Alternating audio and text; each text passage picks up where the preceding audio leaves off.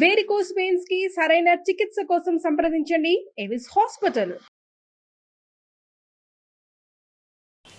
నమస్కారం. మాఘపురాణం 15వ రోజు పారాయణలోకి వచ్చాం. ఈరోజు మాఘశుద్ధ పౌర్ణమి. ఈ పౌర్ణమి నాడు నదీ స్నానం కానీ నదీ సముద్ర సంగమ స్నానం కానీ చాలా విశేషమని చెప్తారు. ఎక్కడైనా త్రివేణి సంగమమో లేదా 2 నదులు సంగమించే చోటైనా కూడా సంగమంలో స్నానం చేస్తే అద్భుతమైన ఫలితం లభిస్తుంది. ఈ రోజున చేసేటువంటి దానము, పూజా విధానము చాలా విశేషమైన ఫలితాలను ఇస్తాయి. శివాలయంలో కానీ విష్ణువాలయంలో కానీ కనుక అమ్మవారి దేవాలయంలో కానీ ఒక దీపారాధన చేసుకుని నమస్కారం చేసుకుంటే అద్భుతమైన ఫలితాన్ని ఇస్తుంది. అవకాశం ఉన్న వాళ్ళు చేసుకోవచ్చు. అయితే ఈరోజు ఏం చెప్తున్నారో చూద్దాం. సమస్త పాపదోషాల నుంచి మాఘమాస వ్రత ప్రభావం వల్ల విముక్తి పొందిన సుబుద్ధి కుటుంబ వృత్తాంతాన్ని పరమేశ్వరుని ద్వారా విన్నటువంటి పార్వతీదేవి ఇలా అడుగుతోంది. సుబుద్ధి అతని కుమార్తె, ఆమె భర్త మొదలైన వారి విషయాలు వివరించారు, కానీ సుబుద్ధి శిష్యుడైన సుమంత్రుని గురించి చెప్పలేదు. అతను ఏమయ్యాడు, అతని జీవితం ఎట్లా ఉంది, అతనేమైనా శిక్షలను అనుభవించాడా, ఆ విషయాలను కూడా తెలియజేయమని కోరుకుంది. అయితే పరమేశ్వరుడు ఇట్లా చెప్పాడట. దేవి, తెలిసి చేసినా తెలియక చేసినా తప్పు తప్పే. మండుతున్న అగ్నిని ముట్టుకుంటే పసివాడినైనా బాధించకుండా ఉండదు కదా. కాబట్టి సుమంత్రునికి కూడా అతను గురువుగారి కుమార్తెతోటి సంభోగించిన ఘోర పాపం అంటుకుంది. ఆ పాప ఫలితంగా అతను పలు బాధలను అనుభవించసాగాడు. మనశ్శాంతిని కోల్పోయాడు. గురుగారి కుమార్తెని పాడు చేశానని మనోవ్యతతో కుమిలిపోయేవాడు. ఈ ఘోర పాపం నుంచి ఎలాంటి శిక్ష వస్తుందో తనకని పశ్చాత్తాపపడేవాడు, బాధపడేవాడు. చిత్రంగా అమ్మాయి ఏ బాధ పడలేదండి, హాయిగా సంతోషంగా పెళ్లి చేసుకుని వెళ్ళిపోయింది. తర్వాత వచ్చింది బాధ. కానీ ఈ కుర్రాడికి ఇది తప్పని తెలుసు, దీనివల్ల పాపం వస్తుందని తెలుసు. దానివల్ల అది ఏది జరిగినా దీనివల్లే జరిగిందేమోనని భయపడుతున్నాడు కూడా అన్నమాట. క్రమంగా ఇలా చాలా దుఃఖపడి ఒకనాడు పశ్చాత్తాప హృదయంతో తన గురువుగారి దగ్గరికి వెళ్ళి ఆయన కాళ్ళ మీద పడి విపరీతంగా ఏడ్చాట. నా తప్పేం లేదు, నన్ను క్షమించండి. ఆమె బలవంతం చేసింది, అయిష్టంగానే నేను అందులోకి దిగాను. తర్వాత ఇంకా నాకు అయిష్టం నన్ను బాధించలేదు, నా బుద్ధి ఇలా పెడత్రోవని పట్టేసింది, నన్ను క్షమించండి. మహాపాపినైపోయిన కామపైత్యం ప్రకోపించి కన్నుమిన్ను గానక ఉచ్చనీచాలు మర్చిపోయి ప్రవర్తించాను. క్షణభంగురమైన కామ వికారానికి లోనయ్యాను అని ఇంక నా ప్రమేయం లేదు అని పదే బతిమలాడి చెప్పాడు. నేను తీసుకెళ్ళలేదు, నా అంతటి నేనేం చేయలే, నా దారిని నేను అడవిలోకి వెళ్ళాను. అమ్మాయి నా వెంబడిపడి వచ్చింది, తన మాటలతోటి నన్ను వశపరుచుకుంది. వద్దని వారించాను, అయినా సరే నన్ను బలవంత పెట్టింది. నువ్వు కనుక నాతో ఉండకపోతే నేను ఆత్మత్యాగం చేస్తాను, ఇంటికెళ్ళి మా నాన్నకి నీ మీద చెడుగా చెప్తాను, ఇలాంటి భయపెట్టడం జరిగేసరికల్లా నేను ఇంకేం చేయలేక ఆమెకు నేను లొంగిపోయాను. నన్ను ఉక్కిరి చేసేస్తోంది ఆ పాపం. నాకేం చేయాలో తెలియట్లేదు, నన్ను క్షమించండి. ఈ ఘోర పాపం నుంచి విముక్తి కలిగేటువంటి తరుణోపాయం ఏదైనా ఉంటే చెప్పండి అని పరి విధాలుగా ఆ రోజు ఎట్లా జరిగింది, ఏం జరిగింది, తన వల్ల ఎలాంటి పొరపాటు జరిగింది, అప్పటి నుంచి తను ఎంత బాధపడుతున్నది గురువుగారికి సవినయంగా తెలియజేశాడు. అతని పశ్చాత్తాపం గురువైన సుబుద్ధి హృదయాన్ని కదిలించేసింది. బాగా బోధార్చాడట. బాధపడకు, ఇదంతా విధిలిఖితం. నుదుటి వ్రాతని ఉల్లంఘించడం ఎవరి తరం కాదు, జరక్క మాందు జరిగేది. మనకు ఎట్లా రాసిపెట్టిందో అట్లాగే జరుగుతుంది. పశ్చాత్తాపానికి మించిన ప్రాయశ్చిత్తం ఇంకోట్లేదు. సరే, నువ్వు పాపరహితుడు అయ్యేందుకు ఒక మార్గం ఉంది. ఆయన తెలుసుకున్నాడు. ఆయనేమో తన కూతురు పాపాలు పోగొట్టుకోవడానికి సిద్ధుడు ఆజ్ఞాపించిన విధంగా చేసుకున్నాడు. తన శిష్యుడికి తను చెప్తున్నాడు అనమాట. నువ్వు గంగా తీరానికి వెళ్ళి ఒక పుష్కరం అంటే 12 సంవత్సరాల పాటు మహావిష్ణువుని ధ్యానిస్తూ తపస్సు చేసుకో. ఆ తప ప్రభావం వల్ల నీ పాపాలన్నీ పటాపంచలవుతాయి, నువ్వు పాప విముక్తుడిని అవుతావని శిష్యుడికి తపో మార్గాన్ని ఉపదేశించాడు. ధన్యోస్మి అని పరి విధాలుగా నమస్కారాలు చేస్తూ, మీ ఆజ్ఞ ప్రకారం నేను ఇప్పుడే వెళ్ళిపోతాను, తపస్సు చేసుకుంటాను, సెలవిప్పించండి అని ఈ సుమంత్రుడు ఏం చేశాడట, గంగా తీరానికి బయలుదేరాడు. మార్గమధ్యంలో అడవి ప్రాంతం అంతా కొండలు, గుట్టలు, సెలయేర్లతో, పచ్చని చెట్లతోటి, రంగురంగుల రమణీయమైన పుష్పజాతులతో నిండి ఉండి కళ్ళకి విందు చేసేలాగా ఉంది. ప్రకృతి సౌందర్యం పరవశింపచేసేలాగా ఉందట. క్రూర మృగాలు, సాధు జంతువులు కలిసి ఐకమత్యంతో ఉండేవి. విరోధ జంతువులైన నెమళ్ళు, పాములు విచ్చలవిడిగా విహరిస్తున్నాయి సంతోషంగా. పరస్పర వైరుధ్యం కలిగిన పలు జంతువులు సఖ్యంగా కనపడుతున్నాయి. ఆ ప్రాంతమంతా అరమరికలు లేని అహింసా ప్రవృత్తితో ఆశ్చర్యం కలిగించింది అతనికి. సుమంతుడు ఆ ప్రాంతంలో విశ్రమించదలిచి ఒక వటవృక్ష ఛాయలో పడుకున్నాడు. అంటే మర్రి చెట్టు కిందకి చేరాడనమాట. నరసంచారం ఏదైనా ఉందా అని చుట్టుపక్కల అన్ని పక్కల చూస్తే కనుచూపు మేరలో దూరంగా అతనికి ఒక ఆశ్రమం కనపడిందట. సరే, ఆ చెట్టు కింద కాసేపు విశ్రమించి కొంచెం అలసట తీరాక ఆశ్రమం వైపుకి నడిచాడు. ఆ ఆశ్రమంలో కొంతమంది స్త్రీ పురుషులు కాషాయాంబరధారులై రుద్రాక్షలు మాలలు తిప్పుతూ శ్రీమన్నారాయణుని ఫలపుష్ప నైవేద్యాలతో అర్చిస్తున్నారు. మాఘ పురాణాన్ని పఠిస్తున్నారు. శ్రీహరికి పూజలు చేస్తూ అక్షతలు చల్లుతున్నారు. అత్యంత భక్తి శ్రద్ధలతో శ్రీహరి కీర్తనలు భజనలు కావిస్తున్నారు. అదంతా చూసి ఆ భక్తి శ్రద్ధలతో పరవశించిపోతున్న శ్రీహరి భక్తులను చూసి సుమంత్రుడు కూడా భక్తి పారవస్యంలోకి మునిగిపోయాడట. వారంతా ప్రసాదం పంచిపెడుతుంటే, అయ్యా మీరేం వ్రతం చేస్తున్నారు, దీనివల్ల ఏ ఫలితం లభిస్తుంది, పాపాలు పోతాయా ఈ వ్రతంతో, నాకు ఈ సందేహాలు తీర్చండి అని వాళ్ళని అడిగాడట. అయితే వాళ్ళు ఏం చేశారు, మనుషుల్ని పాపరహితులుగా చేసేటువంటి మాఘమాస వ్రత మహాత్యాన్ని వివరించడానికి వాళ్ళు ఒక మునిని ఈయనకి నియమించారు. ఈ బైక్ చెప్పండి అని ఒక మునిగారిని సుమంత్రుడి దగ్గర కూర్చోబెట్టారు. ఆ ముని బాలకుడు సుమంత్రుడికి ఇట్లా చెప్పాడట, మేము ఇంతవరకు చేసింది మాఘమాస వ్రత పూజ, ఇది మహావిష్ణువుకు సంబంధించింది, ఇది కేవలం మాఘమాసంలో మాత్రమే చేయాలి. ఈ మాఘమాస వ్రతాన్ని చేయటం వల్ల ఎంతటి పాపిష్టివాడైనా తన పాపాల నుంచి విముక్తుడవుతాడు, ఘోరాతి ఘోర పాపాల నుంచి విముక్తి లభిస్తుంది, సర్వ పాపాలు తుడిచిపెట్టుకుపోతాయి. దీనికి ఏంటంటే చాలా ప్రత్యేకమైన దివ్యమైన మహిమ ఉంది. ఇది జాతి మత కులాలన్నిటికంటే కూడా అతీతమైనది, సర్వులు ఆచరించదగినది. ఎటొచ్చి భక్తి శ్రద్ధలు, నియమనిష్టలు, భగవంతునిపై ధ్యాస, పారమార్థిక సేవే ముఖ్యమైనది. భగవంతుడి మీద ఉండే ఈ భక్తి మార్గమే మానవులు తరించడానికి సులభమైన మార్గము అని చెప్పి ఈ నదీ స్నానం ఎలా చేయాలి ఇదంతా వివరంగా చెప్పడం మొదలుపెట్టాడు.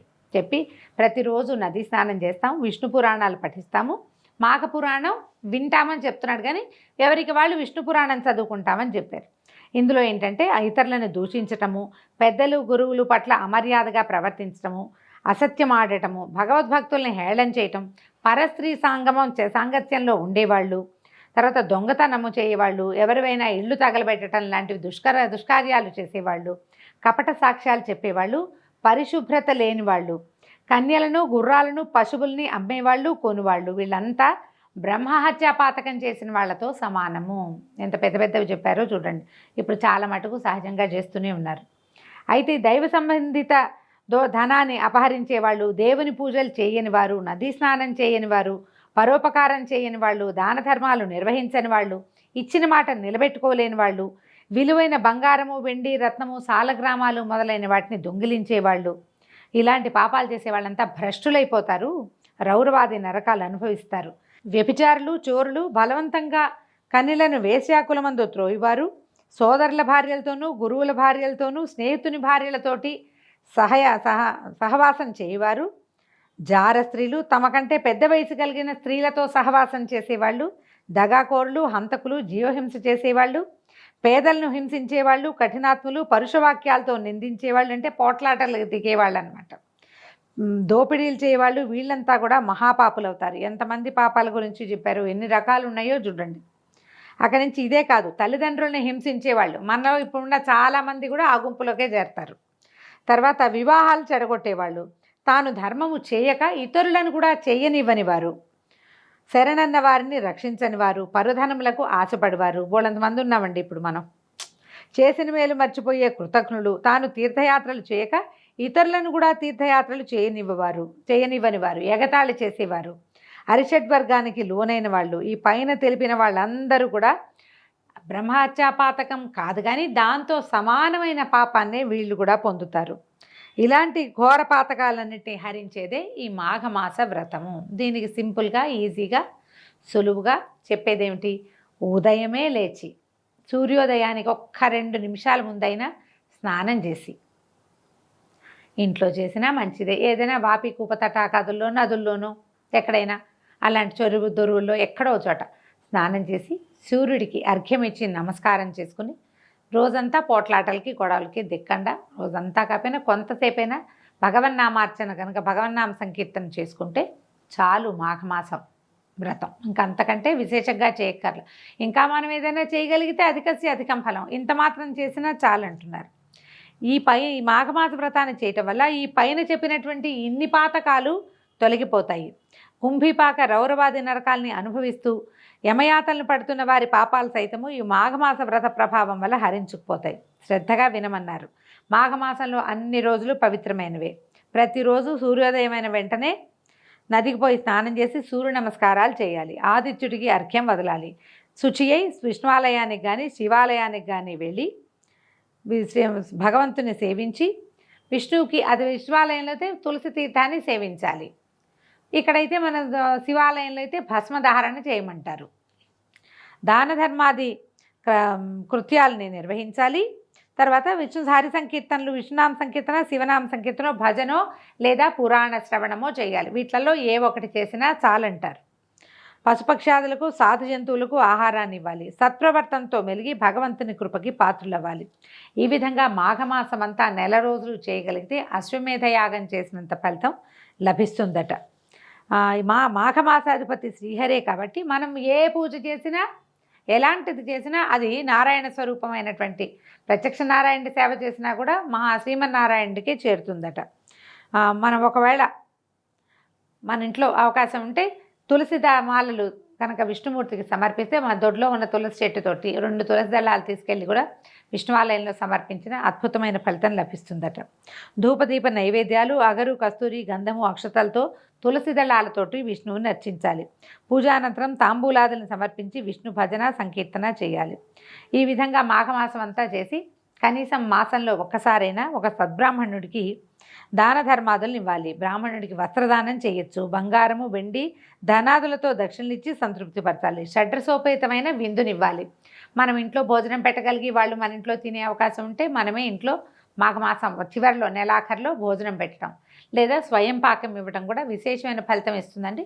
ఏ రోజు కుదిరితే ఆ రోజు చేసుకోవచ్చు. ఈరోజు పౌర్ణమి కదా, ఇవాళ చాలా విశేషం. పొద్దున ఇది విని సాయంకాలం మనం వెళ్ళి దేవాలయంలో అయ్యగారికి ఎవరికైనా స్వయం పాకం మోయనివ్వటం, మనం చెప్తాం కదా, పొత్తర్లు ఇవ్వటం, అట్లా ఏదైనా ఇచ్చుకుంటే మంచిది. సర్వపాప విముక్తులు అవుతారు దీనివల్ల. ఈ విషయాలని సాక్షాత్తు పరమేశ్వరుడే పార్వతీదేవికి విన్నవించారు. ఇంకా తక్కువ రోజులు ఉన్నాయి కాబట్టి, అంటే ఈ కథలో చెప్పే ప్రకారం సుమంత్రుడు వెళ్ళే సమయానికి మాఘం పూర్తవబోతోంది. ఇంకా 3 రోజులు ఉన్నాయిట చెప్తున్నాడు. ఇంకా 3 రోజులే ఉన్నాయి కాబట్టి 3 రోజులు కంటిన్యూస్గా చేసినా మంచిదని ముందు అధ్యాయాల్లో చెప్పుకున్నాం మనం. ఈ 3 రోజులు నదీ స్నానాదులు పూజలు చేసి పుణ్యాత్ముడివి కమ్ము అని ఆ మునిసత్తముడు సుమంత్రుడికి తెలియజేశాడు.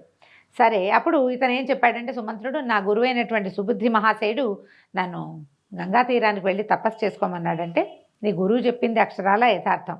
నువ్వు నీ గురుపుత్రికతోటి సమాగమం చెందావు నాయన, అది నీకు మంచిది కాదు, నీకు పాపం వచ్చింది, నువ్వు మరుజన్మలో కూడా కొంచెం బాధలు పడాల్సి వస్తావు. అంచేత ఈ 3 రోజులైనా ఈ విష్ణునామ సంకీర్తన చేసుకో, ఈ నదీ స్నానం చేసుకో, శ్రీహరి కృపకి పాత్రుడు అయితే నీకు 6-7 జన్మల తర్వాత అయినా ఈ సమస్యల నుంచి నీకు విముక్తి వస్తుంది అని చెప్పాడు. తర్వాత ఈ మాఘం పూర్తవగానే చివరి రోజున నువ్వు కొంచెం దానం ఏదైనా చేసుకుని ఆ తర్వాత నీ గురువు చెప్పినట్టుగా నువ్వు గంగా తీరానికి వెళ్ళిపోదు. కానీ ముందు నీకు ఇంద్రియ నిగ్రహం రావాలి. ఇంద్రియాల్ని బంధించి ఏకాగ్ర చిత్తంతో శ్రీమన్నారాయణుడిని, లక్ష్మీదేవిని ఆరాధించమని ఆ ముని సత్తముడు సుమంత్రుడికి తెలియజేశాడు. ఈ మొత్తం కథ అంతా విన్న తర్వాత ఇతను 3 రోజులు అక్కడే ఉండిపోయి ఆశ్రమంలోనే మాఘ స్నానాలు చేసి నదీ తీరంలో మహావిష్ణువుని పూజించి భజనలందు పాల్గొని అటు పిమ్మట ఆశ్రమవాసులకు అభివాదం చేసి వారి వద్ద నుంచి సెలవు తీసుకుని తన గురువాజ్ఞ ప్రకారము తపస్సు చేసుకోవటం కోసం గంగానది తీరానికి వెళ్ళాడు. దీంతో 15వ రోజు పారాయణ పూర్తయిందండి. రేపు ఉదయం 16వ రోజు పారాయణలో మళ్ళీ కలుసుకుందాం. నమస్కారం.